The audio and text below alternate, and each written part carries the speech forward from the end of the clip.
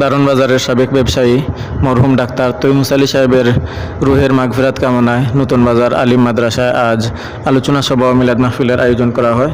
এতে প্রধান অতিথি হিসেবে আলোচনা রাখছেন হজরতুল আল্লামা হুসামউদ্দিন চৌধুরী সাহেবজাদে ফুলতলি। এছাড়াও আরও অনেক উলামায়ে কেরাম এখানের মধ্যে উপস্থিত হয়েছেন। আমরা দোয়া করি মহান রব্বুল আলামিন যেন এই মিলাদ শরীফের উসিলায় আল্লাহর নেক বান্দা মরহুম ডাক্তার তৈমুর আলী সাহেবকে যেন জান্নাতবাসী করেন, ওনার সুখ সন্তপ্ত পরিবারকে যেন আল্লাহ তাআলা উত্তম ধৈর্য ধারণের তৌফিক দান করেন।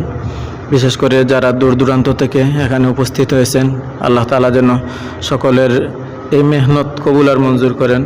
সাহেবজাদার নেক হায়াত যেন আল্লাহ তাআলা বাড়িয়ে দেন। এই মাদ্রাসা